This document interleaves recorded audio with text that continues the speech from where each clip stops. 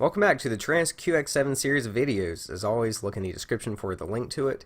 In the past videos, we have taken this completely apart, hydro-dipped it, installed the OpenTX companion, upgraded the firmware, added an SD card, sounds, custom sounds pack, custom startup screen.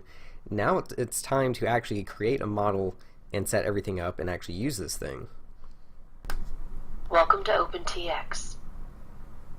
The very first thing you want to do is hold down the menu button, and you can scroll down or you could just scroll up, which will bring you to the bottom of the page.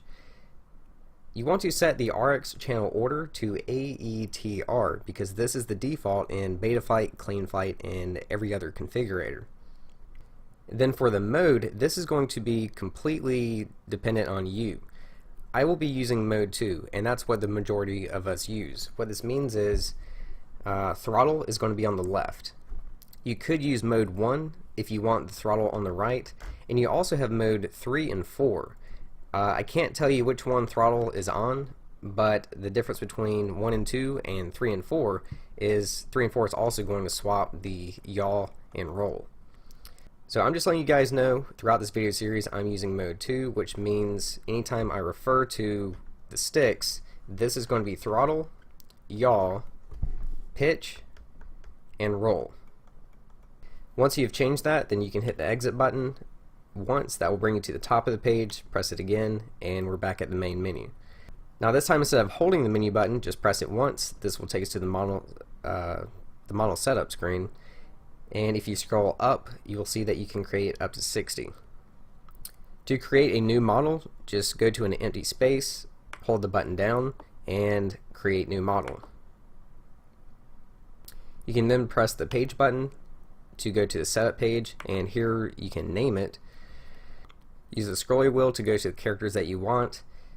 Tip: if you want to capitalize a letter, hold the button down, and if you want a lowercase letter, just press it once. Once you're done, you can keep clicking this button to go all the way over, or you could just press the exit button, and now you're done. To go backwards pages, instead of pressing the page button, which will move you to the right a page, hold the page button down, and that's how you go backwards. Now we have to understand what this asterisk next to the model means. This is the model that you currently have selected. So I have project selected. If I hit the page button and make any setting changes on any of these pages, it's going to be for the project model. Let's say I want to make changes to my JC model. If I press the page button, we already see that I'm not on JC, I'm actually on project. And any changes I make is actually going to be on project. Reason for that is because the asterisk is next to project. So we would actually have to select JC to make changes to it.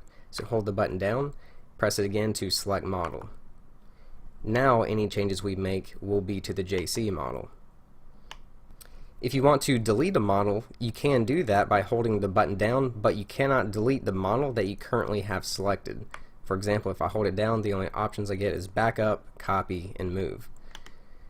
But if I go to this one, hold the button down, we now get the option to delete.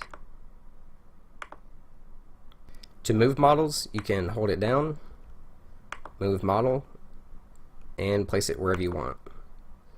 So I'm going to select Throttle warning, switch warning. project because this is a fresh model, and I've already made changes to JC, so I don't want to use that one. This way you guys can follow along. Except I do want to rename it JC. Okay, there we go. So we've got my brand new model. My next tip is, like I said, in the following videos I'm going to completely walk you through the setup, but instead of setting up a multi-rotor every single time, because I have many of them, what I'm going to do is just set one multi-rotor completely up, and then once I'm done, I'm going to hold this down and copy model, and then make a copy there, and all I have to do is just rename it, and my setup is completely done. So that's just a quick little tip for you.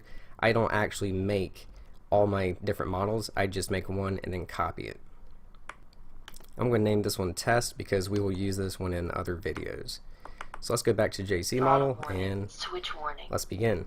So you see all these warning messages that we're getting? That's because I have these switches in all kinds of different positions, and my throttle is up and everything like that. So if you don't want to have to click through that every single time you turn your multi-rotor or the transmitter on, then let's go to page 2. I'm not going to set up any timers at this moment. Now under pre-flight checks, T warning is your throttle warning, so I'm going to turn that off. And then for my switch warnings, I'm going to turn all of those off. And you can just go to each letter, press the button down, and do that, and make the arrow go away for all of them. So now if I turn it off, Welcome to OpenTX. now we get the failsafe warning, but this is actually going to be a separate video, but no other warnings. That's going to do it for this video, guys. Check out the next video, which will be adding a receiver to our multi-rotors and binding it. Thanks for watching. I'll see you there.